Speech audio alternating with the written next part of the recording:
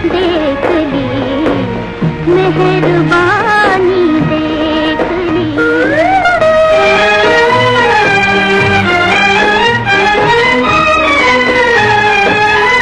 दिल तो कहता है कि मैं सूरज की किरणें तोड़ दूं, गुल से खुशबू छीन लूं, कलियों की आँखें फोड़ दूं।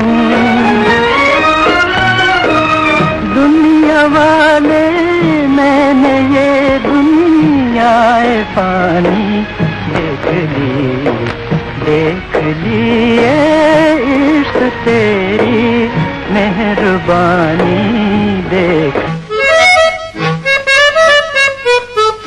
बीमारियों का सटीक इलाज, लकवा, गठिया, स्पॉन्डिलाइटिस तथा चर्म रोग जैसे बीमारियों का सफल उपचार किया जाता है। Kerala Ayurveda treatment centre, lake avenue, Kanker road, Ranchi.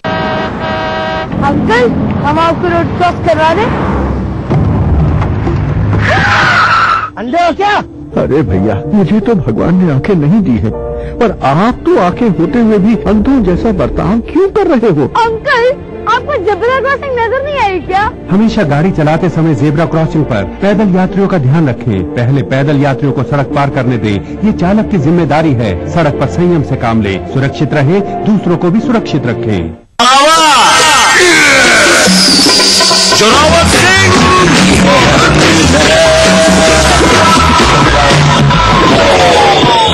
हम तोहार पजामा के नाला खींच ले, हम तोहरा खत्म कर दे। ग्लूकोन डी में वह जरूरी ग्लूकोज, विटामिन और मिनरल्स जे शक्ति लौटावेला 50% ज्यादा तेजी से। तुरंत शक्ति वापस कैसे? ग्लूकोन डी शक्ति लौटावे 50% ज्यादा तेजी से। गीता के बाद शम्मी काफी तन्हा हो गए। इसी बीच फिल्म ब्रह्मचारी की शूटिंग के दौरान एक्ट्रेस मुमताज के साथ उनकी नजदीकियां बढ़ी। शम्मी कपूर ने मुमताज को शादी के लिए प्रपोज कर दिया। मुमताज ने शम्मी का ऑफर यह कहकर ठुकरा दिया कि वो उनसे शादी तो करना चाहती हैं, लेकिन उनके बच्चों की जिम्मेदारी लेने के लिए तैयार नहीं है। मुमताज ने कई बार मीडिया के सामने इस बात का इजहार किया कि शम्मी कपूर बेहद हैंडसम थे और उनका चार्म इरेजिस्टिबल था। यार चुलबुला है, हसीन दिलरुबा है, झूठ बोलता है मगर जरा जरा तो बोलो जी, फिर क्या करे दीवाना तो बोलो जी, फिर क्या करे दीवाना। ये किसे पता है ये हुस्न की अदा है, तुमको दिल दिया है मगर जरा जरा तो देखो जी, धोखे मियां न जानना तो देखो जी, धोखे मियां न जानना। यार चुलबुला है।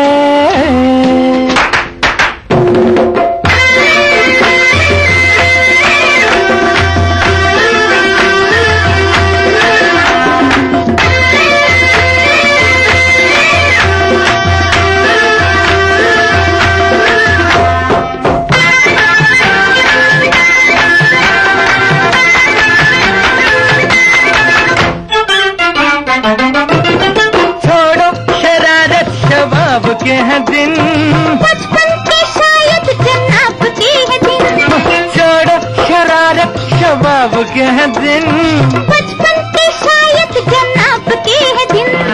बस इसी अदा पे हम सनम तुम्हारे हो लिए, किस तरह यकीन हमको आए ये तो बोलिए। तो सुन लो तो सुन लो तो सुन सुन सुन सुन सुन तो सुन लो जी, कहता है क्या जमाना तो देखो जी, धोखे मियां न जानना। यार चुलबुला है।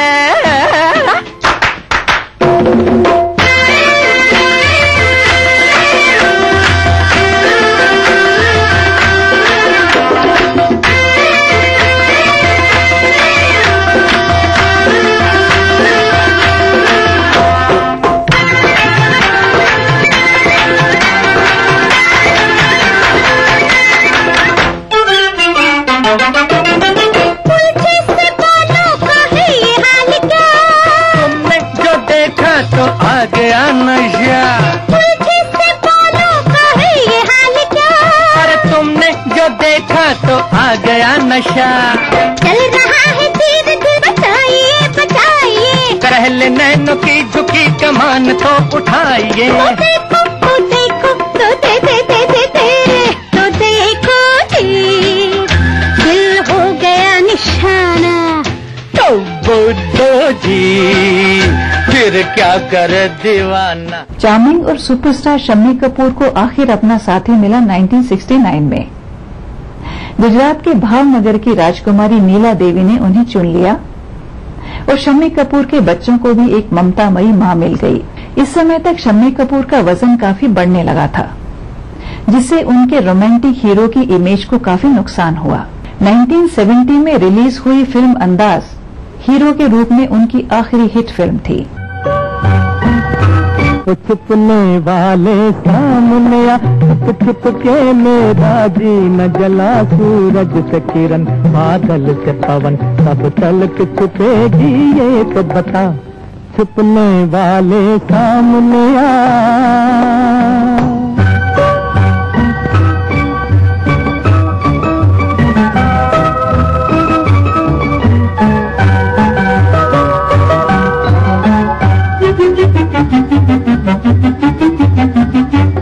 आखिर तेरे नाजुक ये हार नहीं तो और है क्या। दौड़ के आना पास मेरे प्यार नहीं तो और है क्या। दूर खड़ी हैरान है क्या, दांत में जो उंगली न दबा। दूर खड़ी हैरान है क्या, दांत में जो उंगली न दबा। छुपने वाले सामने आ, छुप छुप के मेरा जी न जला। सूरज से किरण बादल से पवन अब तलक छुपेगी ये तो बता। छुपने वाले सामने आ।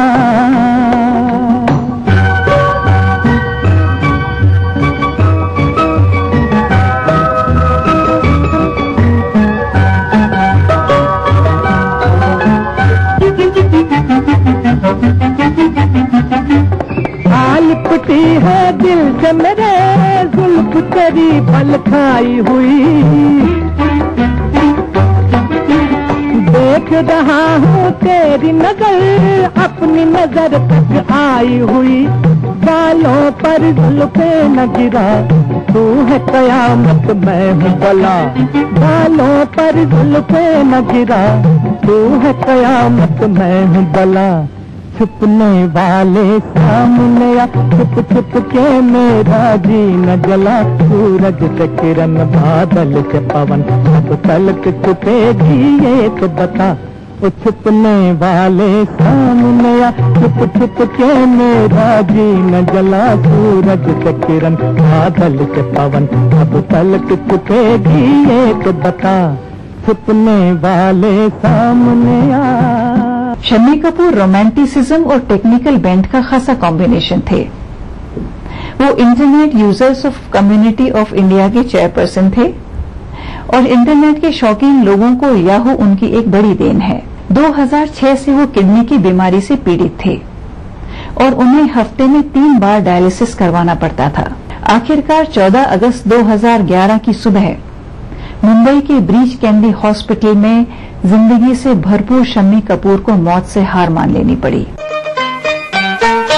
नजर बचा कर चले गए वो, वरना घायल कर देता। दिल से दिल टकरा जाता तो दिल में अग्नि भर देता, वरना घायल कर देता। नजर बचा कर चले गए वो, वरना घायल कर देता। दिल से दिल टकरा जाता तो दिल में अग्नि भर देता, वरना घायल कर देता।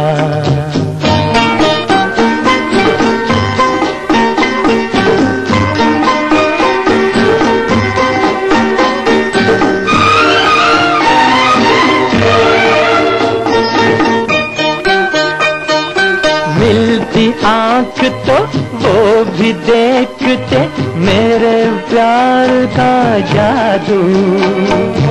अपने रंग में हम भी कम न थे, कर देते बेकाबू। मिलती आंख तो वो भी देखते मेरे प्यार का जादू। अपने रंग में हम भी कम न थे, कर देते बेकाबू।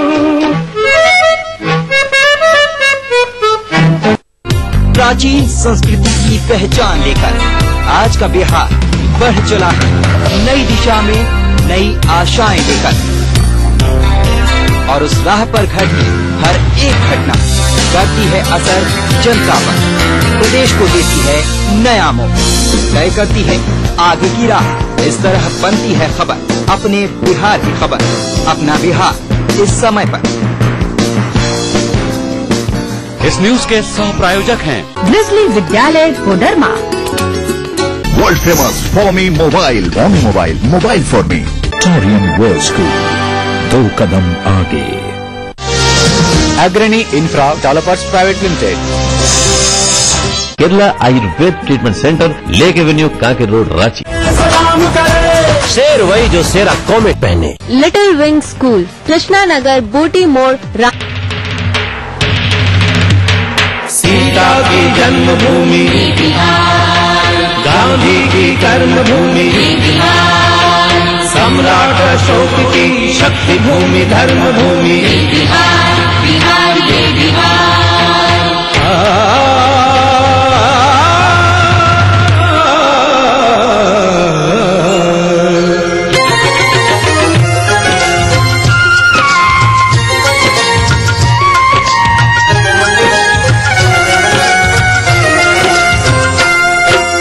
वाल्मीकि ने रची रामायण, वाल्मीकि ने रची रामायण, अब किसको जाने संसार। ये है मेरा बिहार, हाँ ये मेरा बिहार, ये है मेरा बिहार, हाँ ये मेरा बिहार, ये है मेरा बिहार, हाँ ये मेरा बिहार।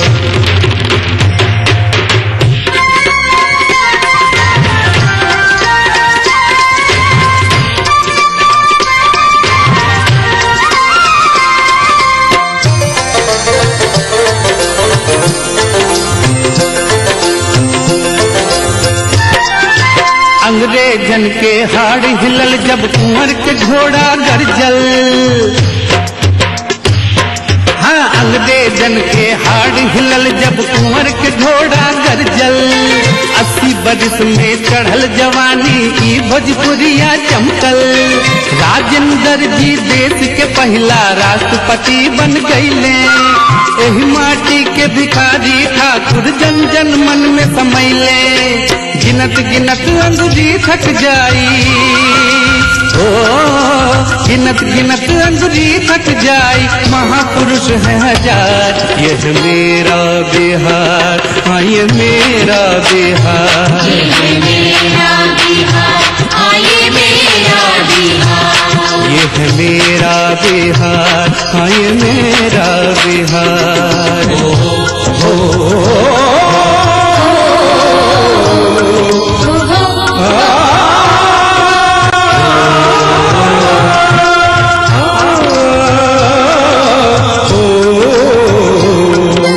विद्यापति का मधुर गीत सौ गुंजले आमराई। पटना में गुरु गोविंद सिंह के गुरुद्वारा है भाई। गंगा मैया अमृत धारा के रस पान करेल खिल।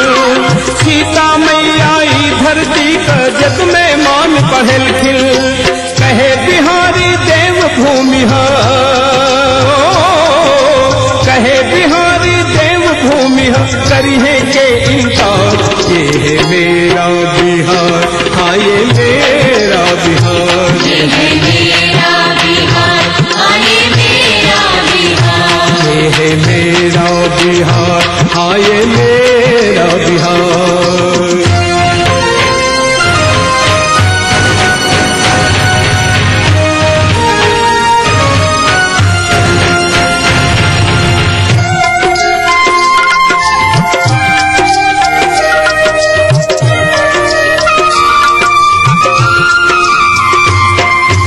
मगर जगह ऐसन है भैया जहाँ बनले राजधानी। राजा अशोक के चलले शासन का इतिहास बखानी। बुद्ध के ज्ञान इन्हें पर मिलले चर्चा विदेश ले भैले। चीन जापान नेपाल श्रीलंका बौद्ध धर्म अपनैले। जैन धर्म महावीर चलाए, ओ जैन धर्म महावीर चलाए, लिए यही अवतार। ये है मेरा बिहार, हाँ ये मेरा बिहार, ये मेरा बिहार, हाँ ये मेरा बिहार। वाल्मीकि ने रची रामायण, वाल्मीकि ने रची रामायण, सब कुछ को जाने संसार। ये है मेरा बिहार, हाँ ये मेरा बिहार, ये है मेरा बिहार, हाँ ये मेरा बिहार, ये है मेरा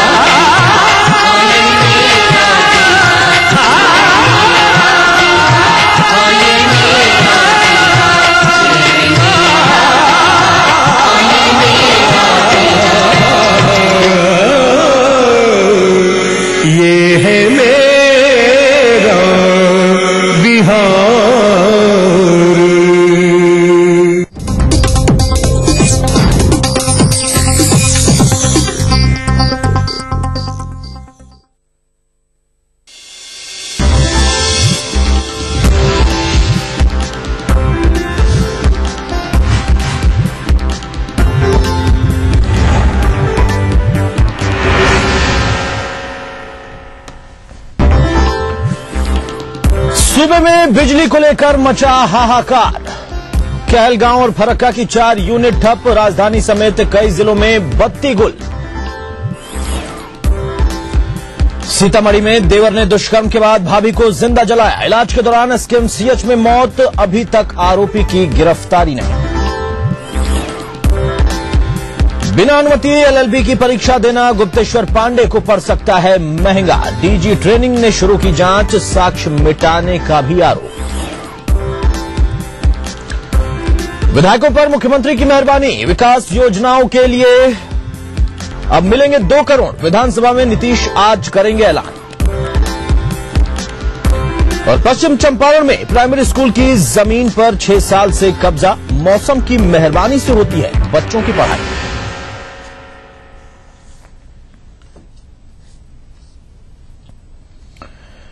नमस्कार, अपना बिहार में आप सभी दर्शकों का स्वागत है। मैं हूं अतुल सिंह। सबसे पहले एक दुखद खबर, लालू प्रसाद को भातृशोक यानी भाई शोक हुआ है। उनके भाई मुकुंद राय का, बड़े भाई मुकुंद राय का दिल्ली में निधन हो गया है। उनके पार्थिव शरीर को पटना लाए जाने की तैयारी चल रही है। दिल्ली के मैक्स हॉस्पिटल में उनका निधन हुआ। लंबे समय से वो बीमार चल रहे थे। पटना लाया जाएगा उनका पार्थिव शरीर। आपको बता दें कि पिछले दिनों होली के अवसर पर भी लालू प्रसाद ने बहुत ज्यादा खुलकर जिस अंदाज में होली मनाते थे वैसी होली उन्होंने नहीं मनाई, क्योंकि वो दुखी थे उस वक्त से ही और लंबी बीमारी से जूझ रहे उनके भाई का आज निधन हो गया। हमारे साथ हमारे सहयोगी शशि भूषण जोड़ से बात करते हैं। शशि, वाकई लालू प्रसाद के लिए शोक की खबर है। पिछले दिनों से ही लगातार उनके बड़े भाई की तबीयत बिगड़ी हुई थी और उससे लालू प्रसाद भी शोकाकुल थे। जी बिल्कुल, देखिए अतुल, निश्चित तौर पे लालू प्रसाद के लिए व्यक्तिगत रूप से बहुत बड़ी क्षति है। और इस बार की जो होली है वो भी राजद सुप्रीमो ने इसी वजह से नहीं मनाया था कि उनके बड़े भाई जो हैं तकरीबन 20-25 दिनों से मैक्स हॉस्पिटल जो है दिल्ली में, वहां पर उनका इलाज चल रहा था और काफी क्रिटिकल थे। और आज सुबह उनका निधन हुआ है। जो राजद सूत्रों के हवाले से हमारे पास खबर आ रही है, जो पहली खबर छन के आ रही है वो ये है कि आज देर शाम तक जो शव है, पार्थिव शरीर है, वो पटना लाया जाएगा मुकुंद राय का। और उसके बाद ही तय होगा कि उनकी अंत्येष्टि जो है वो कहाँ होगी। हालांकि पूरा का पूरा जो लालू प्रसाद का कुनबा है वो बिल्कुल शोकाकुल है। और राजद के कई नेता जो हैं वो लगातार फोन से अपनी श्रद्धांजलि जो है वो देने की कोशिश कर रहे हैं, राजद सुप्रीमो से बात करने की कोशिश कर रहे हैं। व्यक्तिगत रूप से बहुत बड़ी क्षति है लालू प्रसाद के लिए। और साथ ही साथ जो पूरा राजद का कुनबा है वो शोकाकुल हो गया है इस खबर के बाद। अतुल जी हाँ, बिल्कुल शोक की खबर है लालू प्रसाद के लिए। शशि, इस वक्त जानकारी है लालू प्रसाद कहाँ हैं? क्या वो भी वहीं पर मौजूद हैं अस्पताल में जहां पर उपचार चल रहा था? क्या वो भी वहां पर मौजूद हैं? इसके बारे में कुछ जानकारी मिल पाई? देखिए, राज्य सुप्रीमो भी इस वक्त दिल्ली में ही है और उम्मीद की जा रही है कि जब पार्थिव शरीर लाया जाएगा तो लगभग उसी समय लालू प्रसाद भी पटना पहुंचेंगे। हालांकि पूर्व मुख्यमंत्री राबड़ी देवी भी दिल्ली में हैं और पूरा का पूरा परिवार जो है वो आज पटना पहुंचने की उम्मीद जताई जा रही है, जो खबरें आ रही हैं। लेकिन ये कह सकते हैं कि जो अभी जो हालात हैं और जो ये खबर आई है उसके बाद से स्थितियां जो हैं वो बिल्कुल नियंत्रण में करने की कोशिश कर रहे हैं उनके परिवार से जुड़े हुए लोग, उनके पारिवारिक मित्र जो हैं। लेकिन राज्य सुप्रीमो खुद जो है वो अभी अपने भाई जो मुकुंद राय का उनका निधन हुआ है वहीं उनके पास ही हैं और उनके परिवार के अन्य सदस्यों को ढांढस बनाने की कोशिश कर रहे हैं। खुद वो भी काफी शोकाकुल हैं, जो खबरें आई हैं। चलिए, बहुत बहुत शुक्रिया शशि हम तक जानकारी पहुंचाने के लिए। तुम्हारे सहयोगी शशि भूषण, उनका कहना है कि लालू प्रसाद भी इस वक्त मौजूद हैं अस्पताल में ही और दुखी हैं, शोकाकुल है पूरा परिवार उनका। पिछले दिन होली भी उन्होंने नहीं मनाई थी अपने अंदाज में जो मनाते थे, क्योंकि इस बार उनके भाई लंबी बीमारी से जूझ रहे थे और वो अस्पताल में भर्ती थे, मैक्स हॉस्पिटल में, दिल्ली के मैक्स हॉस्पिटल में उनका उपचार चल रहा था और इस वजह से पूरा परिवार उनकी तीमारदारी में जुटा हुआ था। लेकिन आज दुखद खबर आई, उनका निधन हो गया।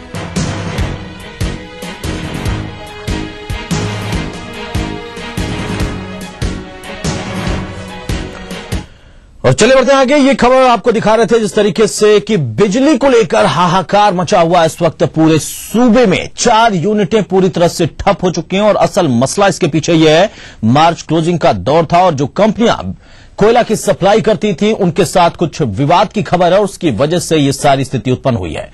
सूबे में बिजली का गहरा संकट है, बिजली को लेकर हाहाकार मचा है। कहलगांव और फरक्का की 4 यूनिटें ठप पड़ चुकी हैं। राज्य को फिलहाल 1850 मेगावाट की जगह सिर्फ 786 मेगावाट बिजली की ही आपूर्ति हो रही है। साथ ही 63 ग्रिडों में बिजली की आपूर्ति शून्य हो चुकी है, जिसके चलते राजधानी समेत बिहार के कई इलाके अंधेरे में डूबे हुए हैं। और इसके साथ साथ एक और दूसरी और बहुत बड़ी समस्या उत्पन्न हुई है, वो है पेयजल संकट। ग्रामीण इलाकों में बहुत संभव ये थोड़ा कम होता है ये संकट, पेयजल की समस्या, लेकिन शहरी इलाकों के लिए ये सबसे बड़ा संकट गर्मी का दौर और उस वक्त में एक तो बिजली नहीं, उसके बाद पानी की समस्या, ये इस वक्त की असल स्थिति है। हमने अपने सहयोगी से बात की थी, उनका कहना था कि बिजली विभाग कह रहा है कि जल्द ही बिजली आपूर्ति बहाल हो जाएगी, लेकिन फिलहाल की जो अभी स्थिति है वो बेहद दयनीय होती चली जा रही है और 1-2 दिन का वक्त और भी लग सकता है, ऐसा कहा जा रहा है विवाद को सुलझाने में। लेकिन तब तक क्या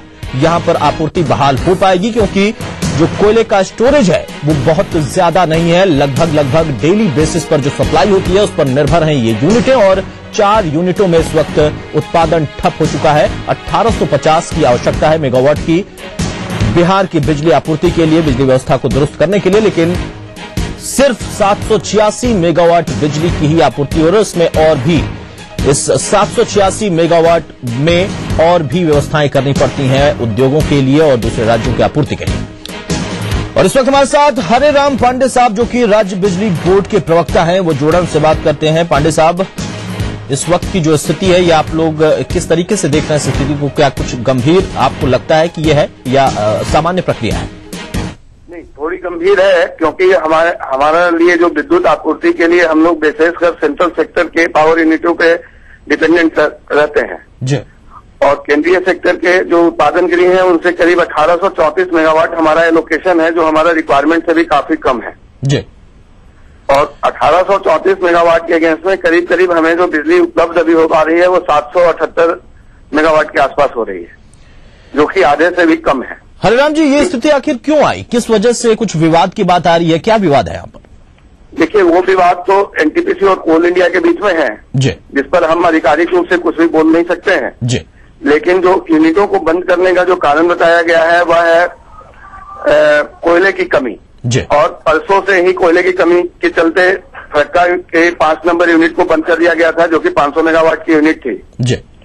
और बाकी जो चल रही यूनिटें थे उनसे भी उत्पादन कम हो रहा था।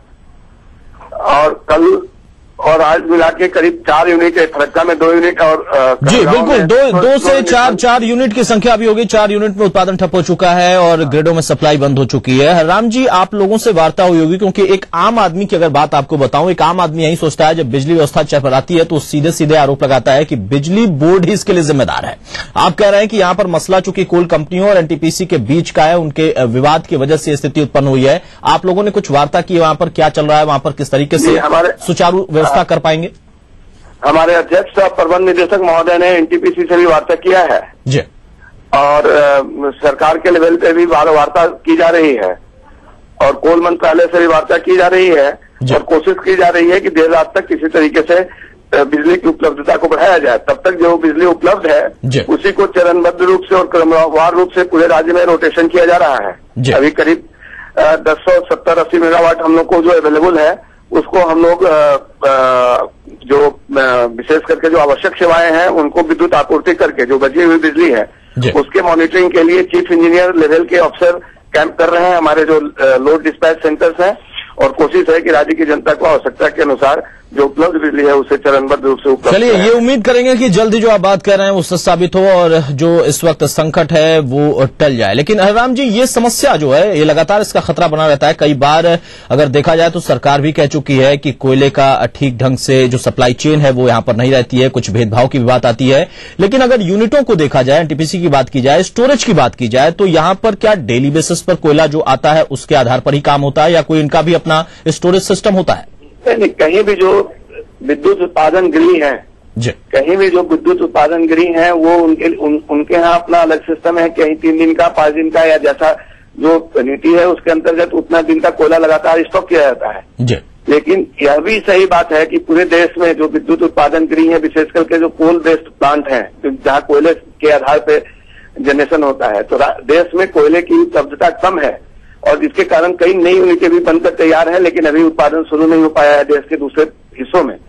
तो ऐसी परिस्थिति में हम लोग नहीं, विद्युत उत्पादन गृह की जो एजेंसियां हैं, एनटीपीसी है और भी जो लोग हैं, वे इम्पोर्ट कोल को विदेशों से आयात कर इसको चलाने की कोशिश करते हैं, क्योंकि विदेशों से आयात कोयला और हमारे यहाँ जो उपलब्ध कोयला है दोनों के बीच में क्वालिटी में अंतर होता है। इसके कारण दोनों को ब्लेंडिंग करके, मिला करके और एक आवश्यक जो टारगेट उत्पादन का है, विद्युत उत्पादन का, उसको प्राप्त करने की कोशिश की जाती है। चलिए, ये एक आखिरी सवाल यहां पर बता दिए हरराम जी, जिस तरीके से हमने खबरों को समझने की कोशिश की, अपने सहयोगी से हमने बातचीत की थी, एनटीपीसी से और जो कोयला सप्लाई करने वाली कंपनियां हैं उनके बीच का जो विवाद है उसको सुलझने में अगर 1-2 दिन का वक्त लग जाता है, जैसी जानकारी अभी मिल रही है, तो उस स्थिति में यहां पर जो समस्या है वो कितनी और गंभीर हो सकती है? नहीं, अभी उम्मीद है कि देर रात तक यह समस्या में इम्प्रूव, यानी आप लोग का प्रयास है कि आज रात तक विद्युत व्यवस्था बहाल हो जाएगी? निश्चित रूप से। चलिए, बहुत बहुत शुक्रिया हमसे बातचीत करने के लिए। तो हरराम पांडे प्रवक्ता हैं राज्य बिजली बोर्ड के, उनका कहना है कि बोर्ड के अधिकारी लगातार कंपनियों से बातचीत कर रहे हैं, टीपीसी के अधिकारियों से बातचीत कर रहे हैं और जिस तरीके के संकेत मिल रहे हैं कि आज देर रात तक या फिर देर शाम तक स्थिति सुधर सकती है और विवाद जो कुछ भी हो वो सुलझा लिया जाएगा। सरकार को भी इस पूरी वार्ता में पहल करने के लिए बोला गया है, सरकार से भी अपील की गई है, सरकार का पक्ष भी यहां पर रखा गया और कुल मिलाकर व्यवस्था को दुरुस्त करने की कवायद शुरू हो चुकी है। लेकिन अभी की जो असल स्थिति है उसके मुताबिक ग्रामीण अंचलों की तो बात ही छोड़ दें, शहरी इलाकों में इस वक्त हाहाकार मचा हुआ है, क्योंकि शहरी इलाकों में जहां पर बिजली की बेहद ज्यादा आवश्यकता घर परिवार में, आमतौर पर आम जनजीवन में भी, और उसके साथ साथ पेयजल समस्या को जो यहां पर बढ़ावा इस समस्या को इससे मिलता है वो सबसे ज्यादा इस वक्त खतरनाक स्थिति में, क्योंकि पेयजल की जो दिक्कत है, जो किल्लत है, वो और ज्यादा बढ़ जाती है अगर बिजली की व्यवस्था दुरुस्त नहीं होती है। यानी एक समस्या के साथ दूसरी समस्या लगातार बढ़ती हुई।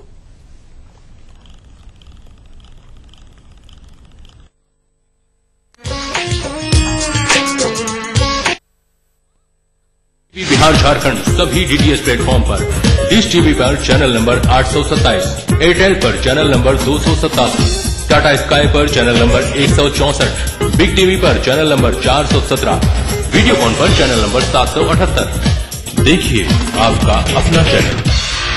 तारीख बदलती है, आंकड़े बदलते हैं, तस्वीरें बदल जाती हैं, लेकिन सच नहीं बदलता।